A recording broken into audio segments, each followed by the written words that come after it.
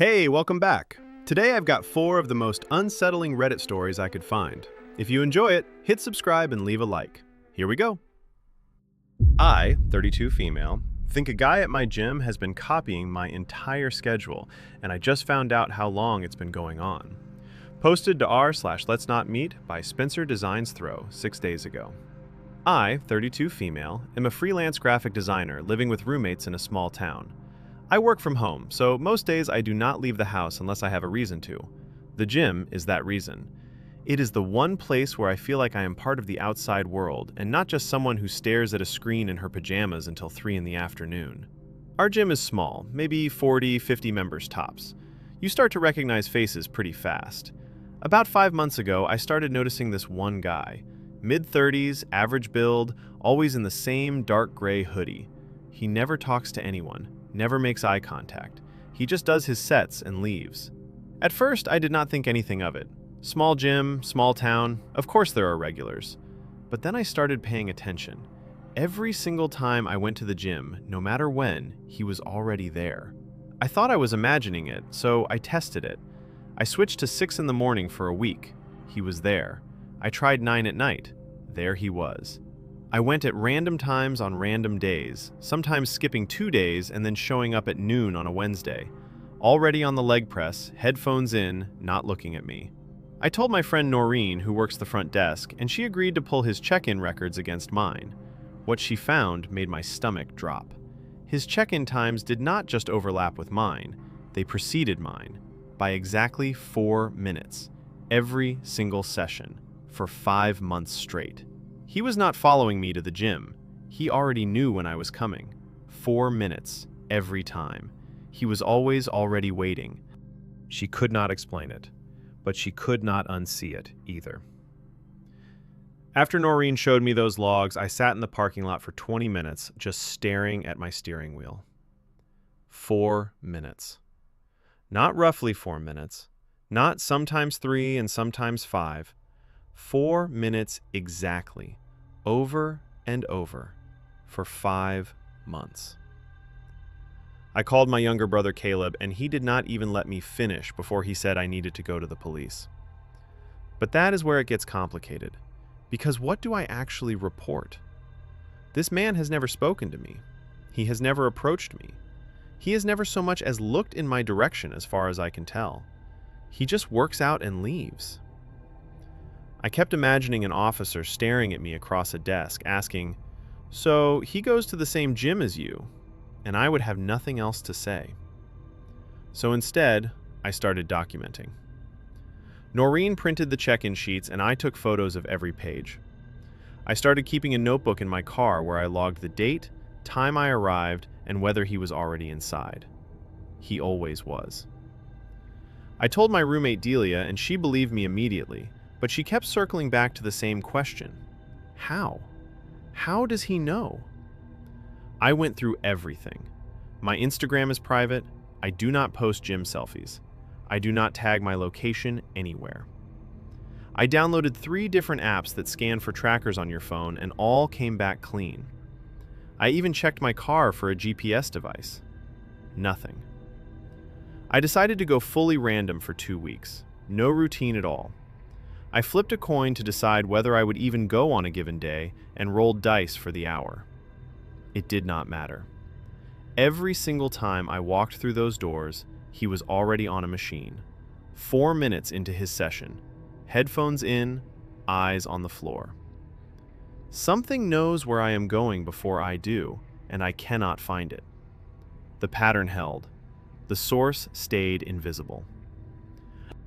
Every door she tried was already closed. I went to the police. I brought the printed check-in logs, my notebook, everything. The officer was perfectly nice about it, and I could tell he understood why I was uneasy. But he told me what I already knew he would tell me. A man going to a public gym is not a crime. Matching schedules is not a crime. He suggested I switch gyms. I asked Noreen if management could revoke the guy's membership, and she said they would not do it without some kind of incident on record. So I stopped going. I have been doing workout videos in my living room for almost 3 weeks now, and I hate every second of it. That gym was the only place that got me out of the apartment. I am a freelancer who works from home, and some days the gym was the only reason I put on real clothes. Now even that is gone. Caleb drove up last weekend because he was worried about me. He went to the gym on Saturday and Sunday to scope the guy out. But here's the thing. The man did not show up either day. Caleb checked in both mornings and stayed for over an hour each time. No dark gray hoodie, no guy on the machines pretending not to notice anyone.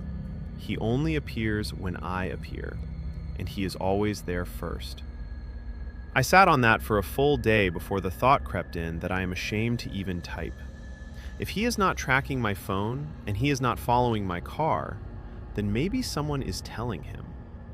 And the only person who always knows when I am heading to the gym is Delia.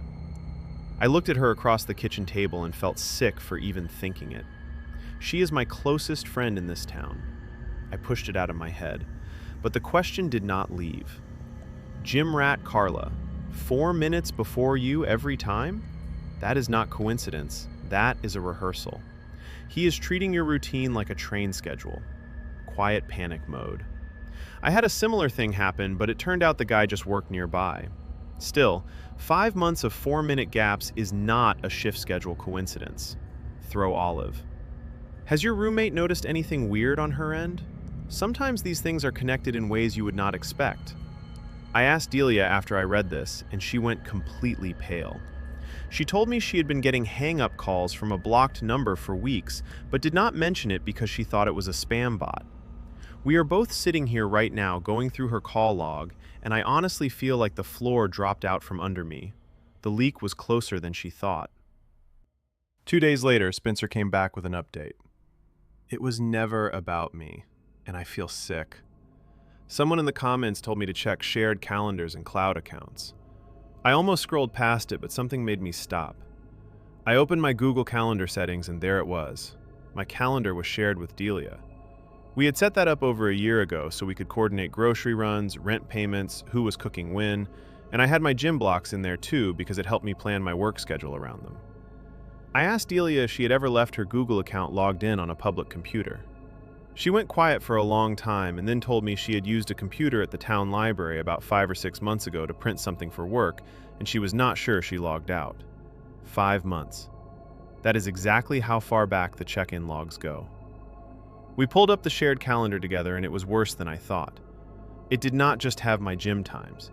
It had Delia's work shifts, her boyfriend's visit schedule, the nights our apartment would be empty, all of it. And then it clicked, and I felt physically ill. He was never tracking me. My gym times were just reference points.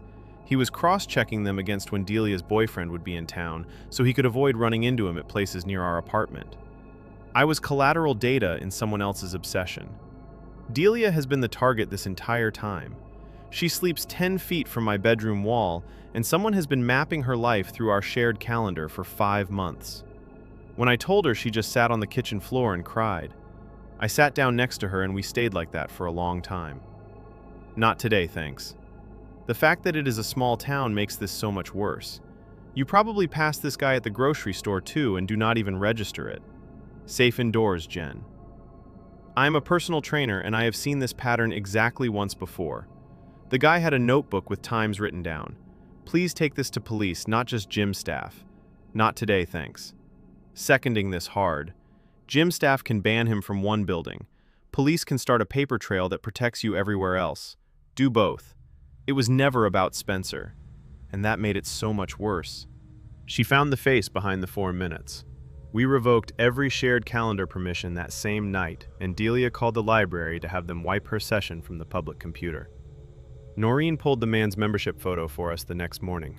Delia looked at it for maybe 3 seconds before she set the phone down and walked out of the room.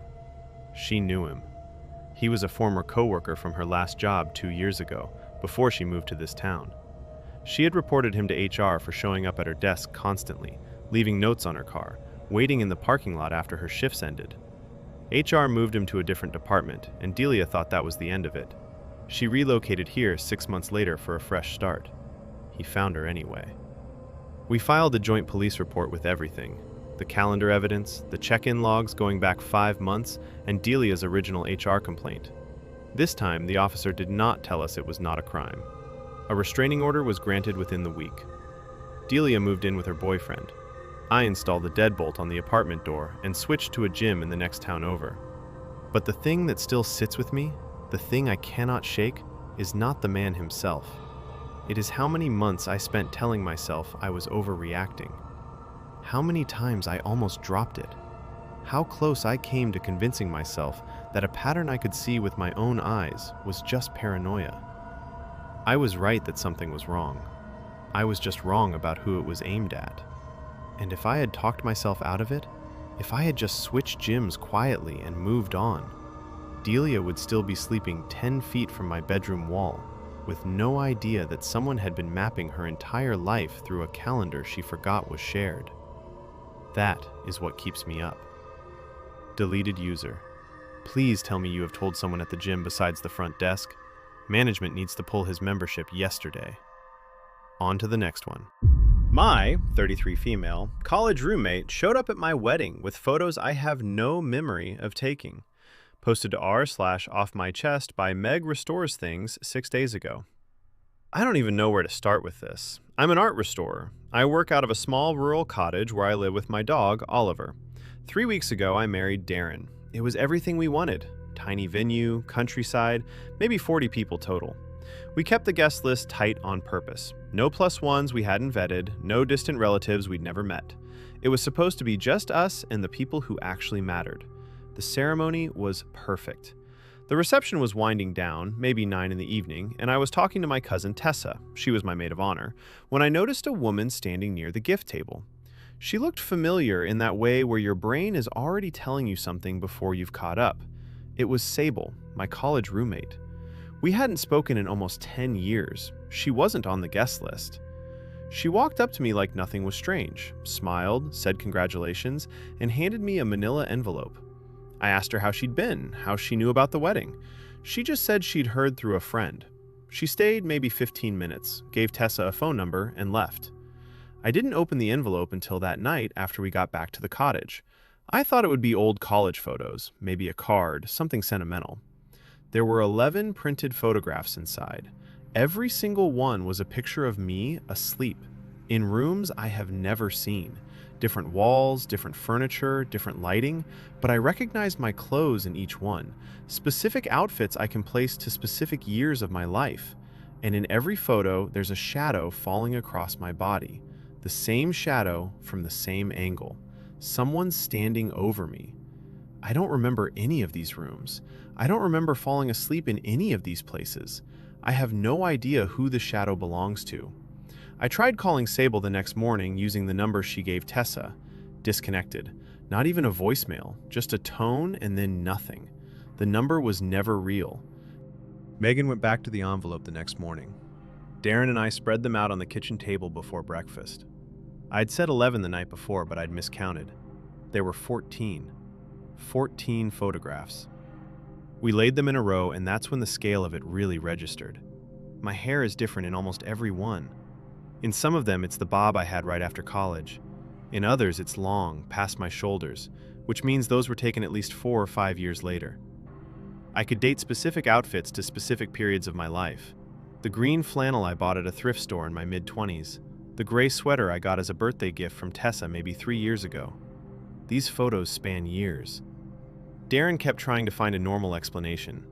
Maybe I passed out at parties in college and someone thought it was funny. Maybe I sleepwalked somewhere. Maybe Sable was just being weird with some kind of elaborate prank. I told him to look at the clothes. Some of those outfits I didn't own until years after Sable and I graduated. And the composition is identical in every single one. Me centered in the frame, asleep, and that shadow falling across me from the same angle. Like whoever took them had a system. I called Tessa that afternoon. I needed to know how Sable found out about the wedding. Tessa got quiet for a second and then said Sable had reached out on social media a few weeks before. Said she seemed totally normal. Asked how I was doing, mentioned she'd love to see me, then casually asked about the venue and the date. Tessa said she didn't think anything of it. Why would she? Then I started thinking about all the times Sable and I had seen each other over the years. A coffee downtown once or twice a year. A quick dinner when she said she was passing through. I never initiated any of it. She always texted first. I thought it was just the kind of friendship that runs on low power. Not close, not meaningful, just maintenance. Something you keep going because ending it would feel like more effort than continuing it. I'm sitting here now looking at 14 photos of myself unconscious in rooms I've never seen, and I keep asking the same question. What were those meetups actually for? She already knew the answer. She just wasn't ready to say it yet. The dates were on the back of the photos. Someone in the comments told me to check the backs of the prints. I flipped them over one by one, and 7 of them had small, handwritten dates in pencil in the bottom corner. I opened my calendar on my phone and started cross-referencing. The first date matched up to 2 days after Sable and I grabbed coffee near my old apartment. The second was 3 days after a dinner she suggested when she said she was driving through town. The third was 1 day after we met at a cafe near the river. I went through all 7. Every single date fell within 1 to 3 days of a time I had seen Sable in person. Every one. I had to put my phone down because my hands were shaking. Oliver came over and pushed his head against my legs and just stayed there. I sat on the kitchen floor for I don't know how long, trying to breathe normally. Then I thought about the meetups themselves. I always brought my bag. I always set it on the table or hung it on the back of the chair. My keys were always inside. I never watched it the whole time. I'd get up to use the restroom or go to the counter to grab our drinks, and my bag would just be sitting there, open, with everything in it. I never thought twice about it. You don't watch your keys around someone you trust. And that is the part that keeps circling in my head. I trusted her because there was never a reason not to. She was quiet and pleasant and forgettable in exactly the way that made none of this visible until she handed me an envelope and walked away. The comments came fast after that. Vault Sleeper. The fact that she kept physical prints instead of storing them digitally tells me she wanted you to eventually hold them in your hands. That is a power move, and it is deeply sick. Cold Coffee. Leah. The shadow in every photo is what gets me. She was not hiding. She wanted her presence documented alongside your unconscious body. Don't look at the wall. Has anyone considered that if she had copies of your keys for a decade, she might have entered other times without taking photos? The pictures might just be the times she felt like keeping a souvenir. I have thought about this every single night since the wedding. There were mornings over the years where I woke up and something felt slightly off. A mug moved, a blanket folded differently than I left it. I always blame my dog or my own bad memory. Now I am terrified those were the visits she did not photograph. 2 days later, Megan came back with an update. We found what Sable left under our bed. I was not going to post again. I told myself I'd said enough and that putting more of this online would only make it worse. But things have moved fast, and I think people who followed the original post deserve to know what we found. Darren spent most of the weekend going through the photos with a level of focus I have never seen from him. Several commenters had suggested trying to match the rooms in the pictures to addresses tied to Sable. He pulled up old rental listings and real estate photos from areas where we knew she had lived over the years. 3 of the rooms matched. The wall colors, the window placement, the light fixtures, they lined up with apartments Sable had rented across the last decade. 3 different apartments, 3 different years. She was taking me to her own homes. The pattern is clear now. Every casual coffee, every dinner she suggested when she was passing through, she was copying my keys. Then, within a few days, she would let herself into wherever I was living, photographing while I slept, and leave. For 10 years. The last photo in the envelope is dated 4 days before the wedding. I recognized the room the moment I looked at it again with fresh eyes. It is our bedroom, mine and Darren's. The quilt my grandmother made is visible in the corner of the frame. Sable was inside our cottage while we were asleep in that bed. Darren went through the entire house after reading the comments. Under our bed, he found a small fabric pouch. Inside was a single key, a copy of our front door key, and a folded piece of paper. The note said 3 words: "For next time." Nope, nope, no! Please tell me you changed the locks immediately. The photo from 4 days before your wedding means she was inside your home while you and your husband were sleeping in it. Throwaway watcher. I'm an art history grad, and the way she posed you in those photos is deliberate composition. She was framing you like a subject in a painting. That is not random. That is someone who studied how to arrange a body. Recluse raccoon. This is exactly what I was thinking but could not articulate. It is not just voyeurism. She was creating a private gallery with a living subject who could not consent.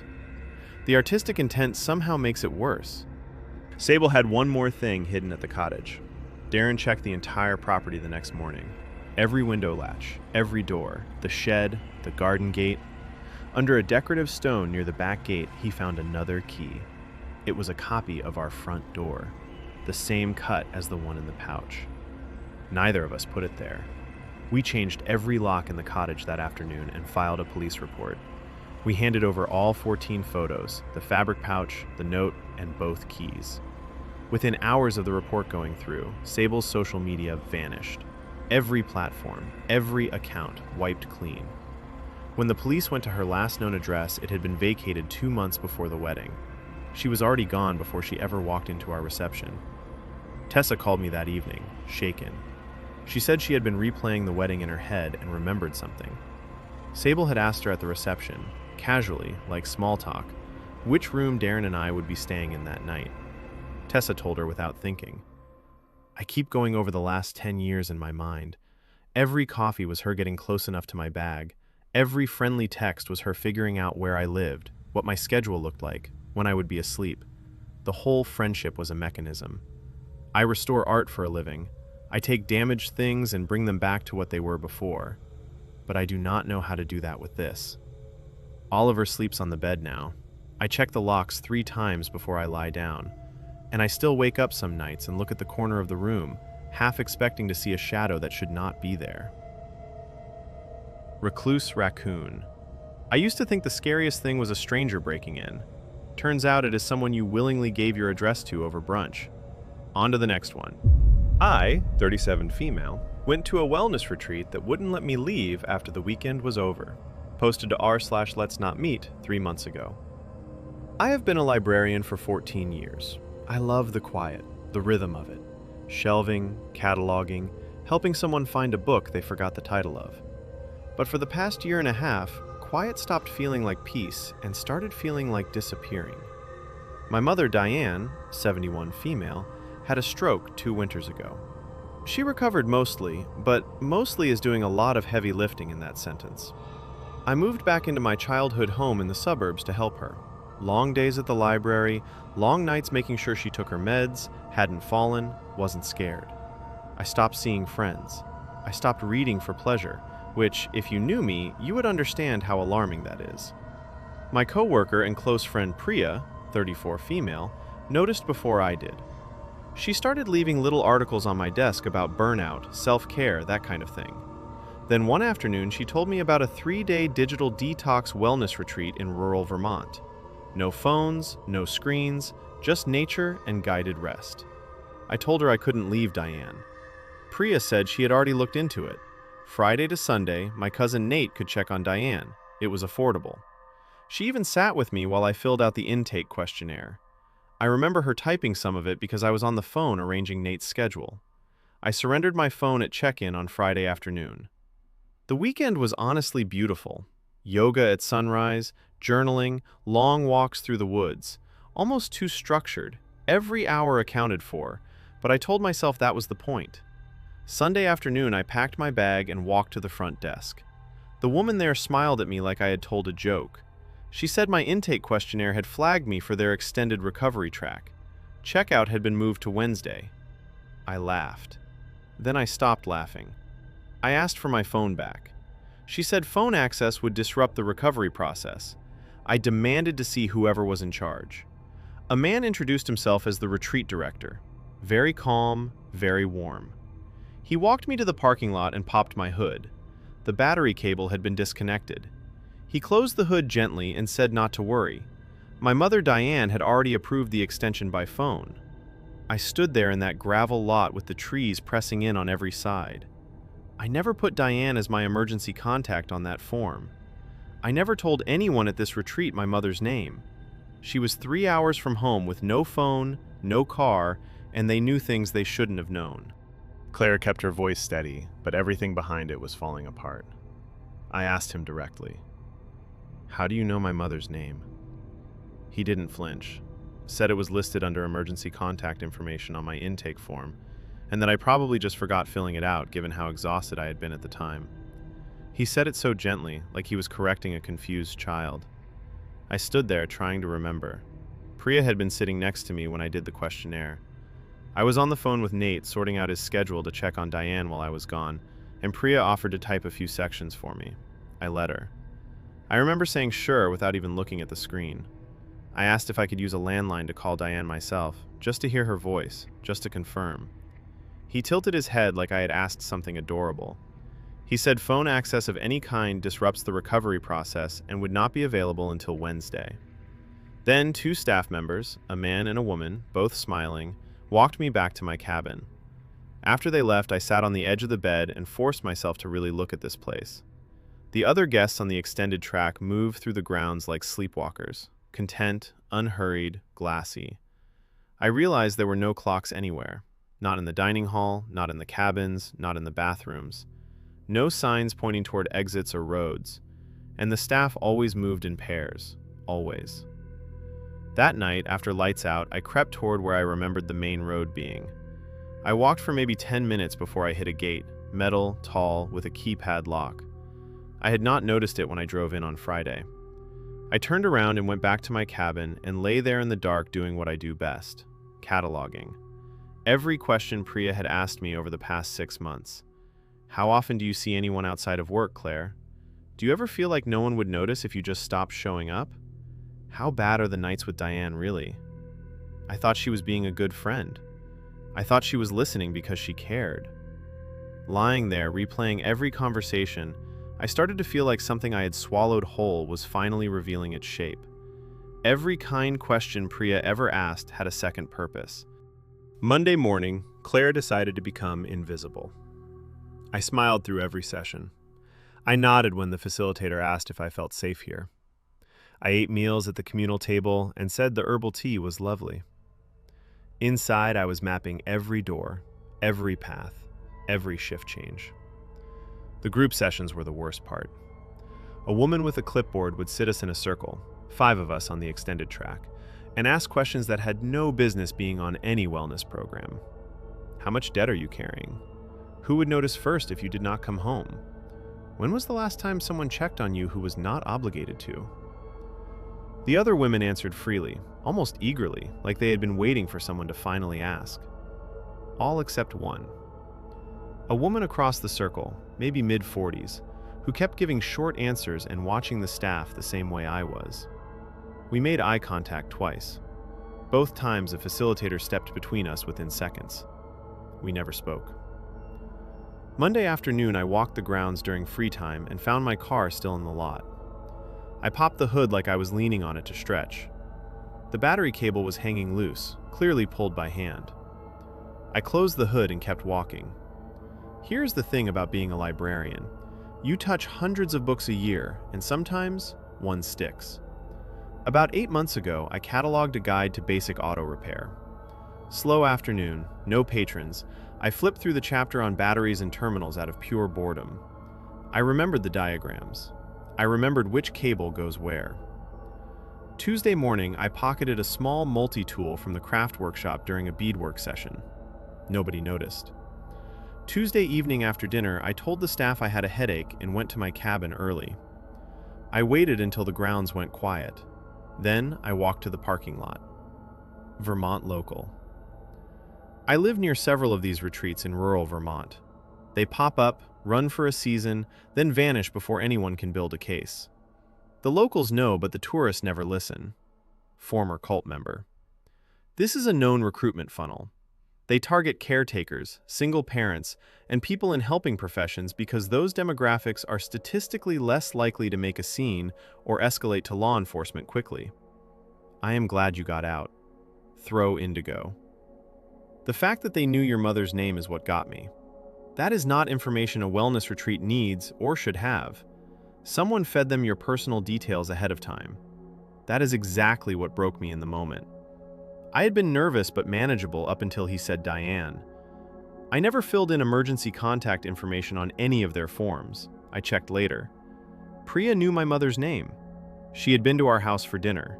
She knew everything about our situation. The parking lot was dark and the multi-tool was small, but Claire had one advantage they never accounted for. 3 weeks after the escape, Claire posted an update. Priya finally responded, and what she said made everything worse. Tuesday night, I crouched next to my car in the dark with a Craft Workshop multi-tool and reconnected the battery cable the way a library book taught me 8 months ago. My hands were shaking so badly I dropped the tool twice. But I got it seated, the engine turned over on the first try, and I have never heard a more beautiful sound in my life. I drove past the main gate, still locked, but during a guided nature walk on Monday, I had noticed a service road near the compost area with no gate, just a chain across 2 posts.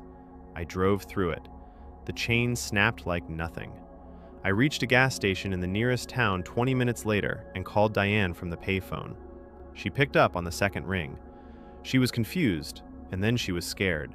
She had never spoken to anyone from the retreat. She had never approved any extension. Nobody had called her. I filed a police report that night. 3 weeks went by. I went back to work at the library. Priya's desk was empty. She had transferred to a different branch without telling me, without telling anyone on our floor. I called her. I texted her. Nothing. Then last Thursday, she finally sent one message. She said she was sorry.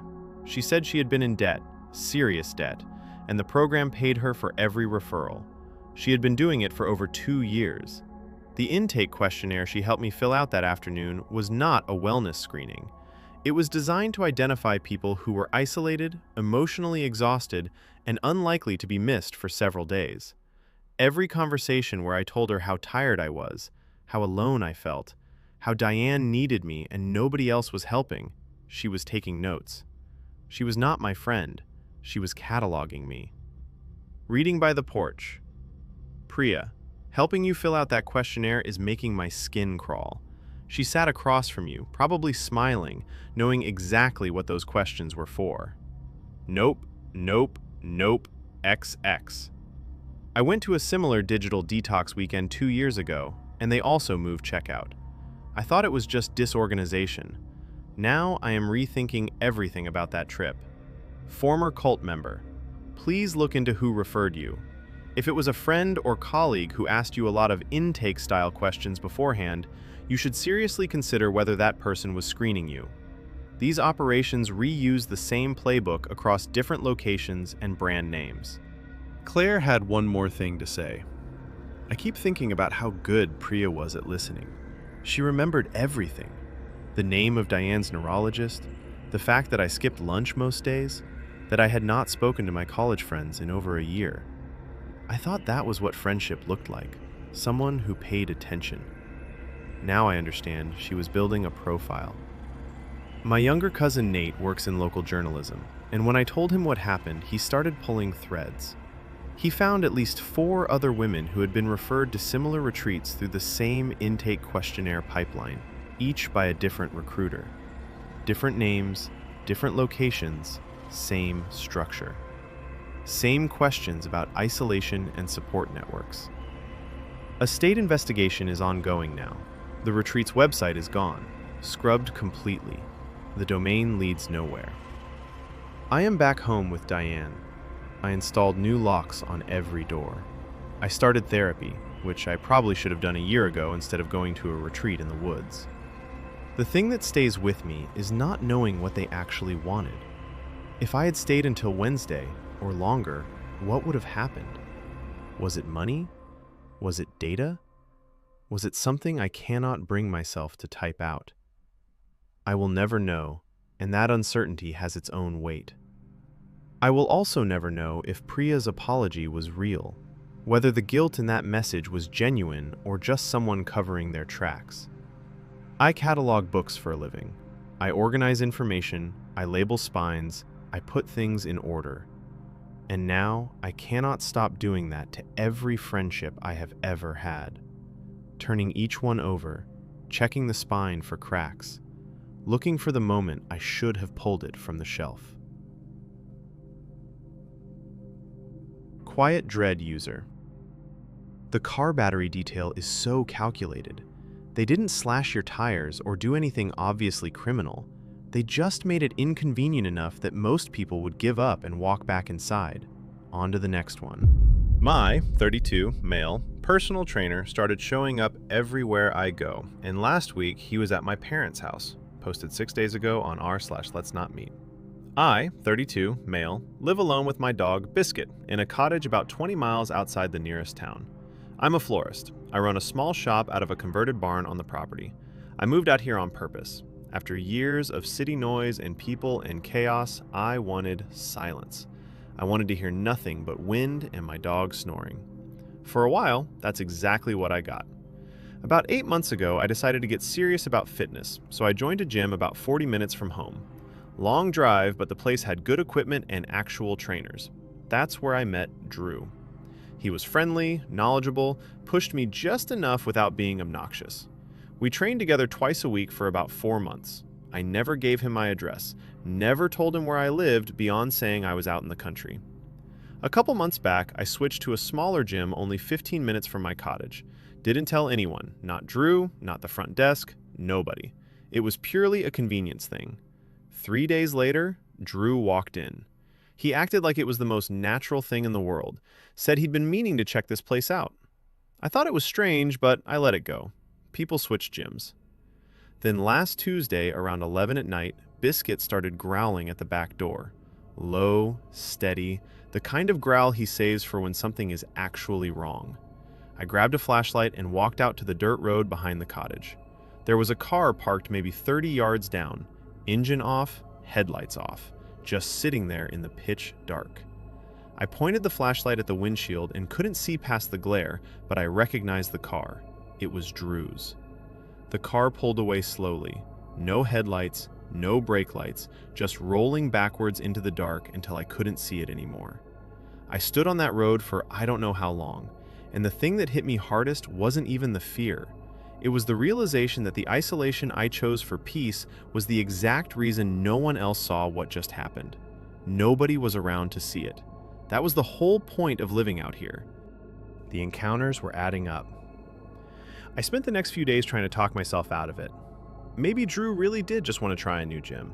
Maybe he was driving through the area and pulled over to check his phone. People park on dark roads. It happens. But I couldn't make any of it stick. My routine is pretty simple. I open the shop around 8, work with the flowers until mid-afternoon. Then, twice a week, I stop at this little farm supply store about 10 minutes up the road for soil, fertilizer, pots, whatever I need. The place is tiny. It's run by one older couple, and on a good day, they might see 15 customers. You don't find this store unless you already know it's there. 5 days after the car incident, I walked in, and Drew was standing in the seat aisle. He smiled at me like we were old friends bumping into each other at the grocery store. Asked how Biscuit was doing. Made small talk about the weather. I kept it short, got my supplies, and left.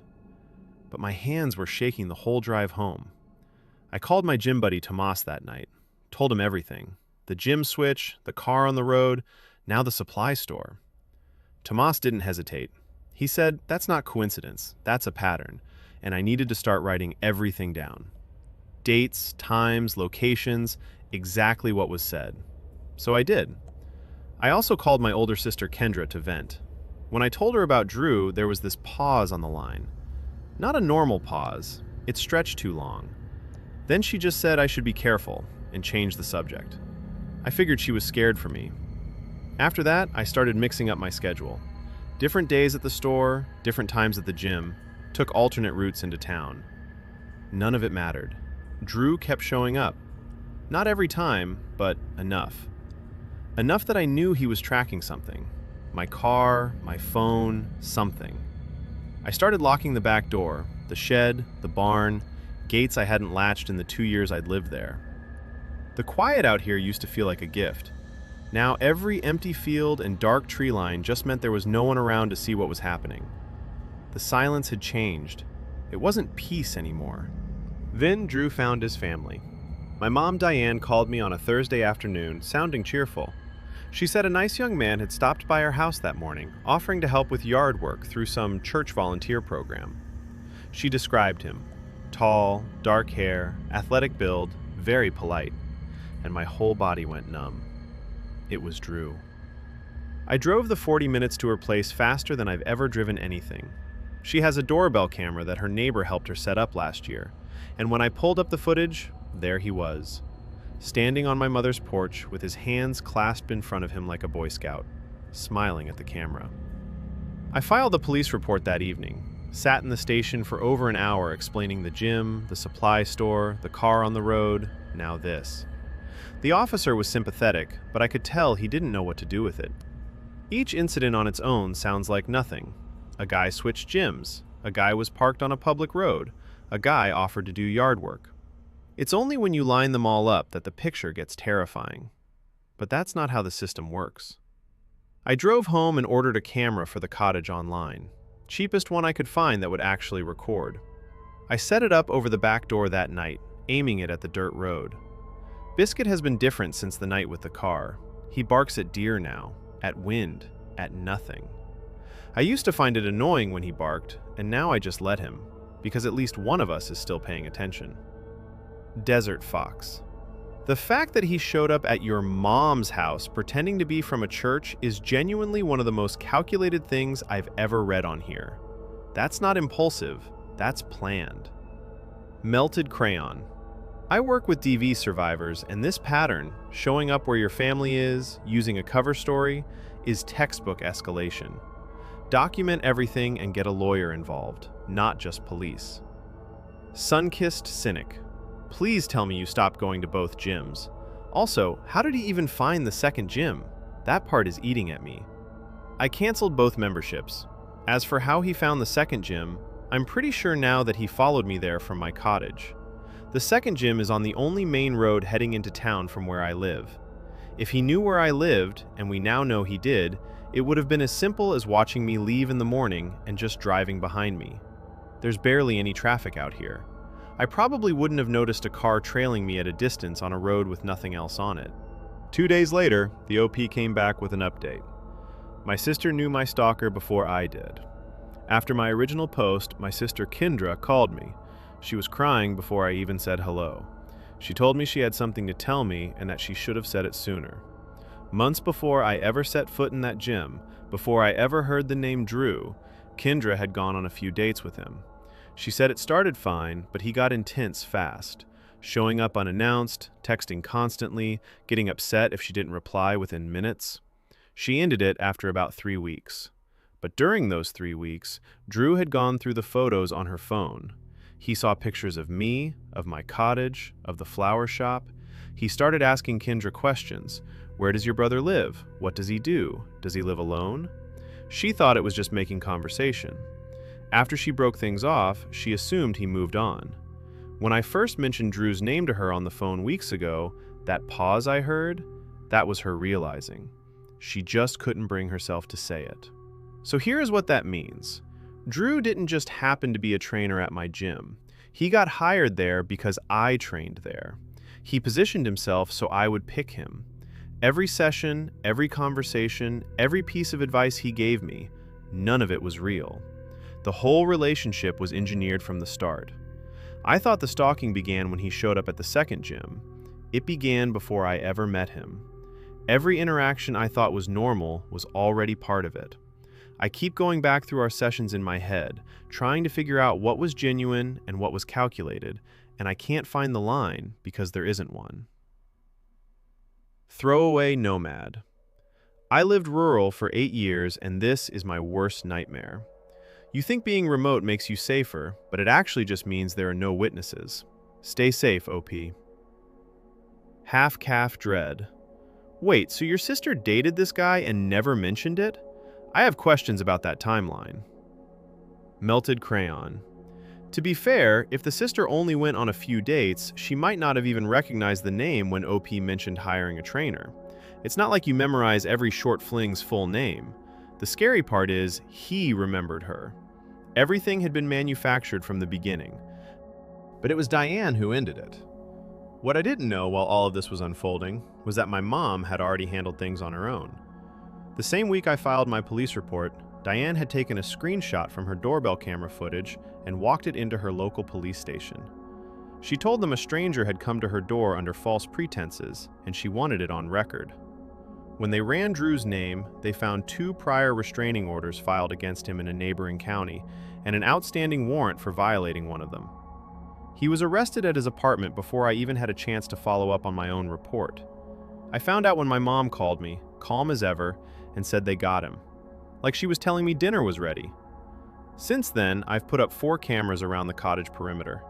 I adopted a second dog, a shepherd mix named Clover, partly for the company and partly because Biscuit shouldn't have to carry all the weight of being my alarm system. Kendra and I have talked. I don't blame her.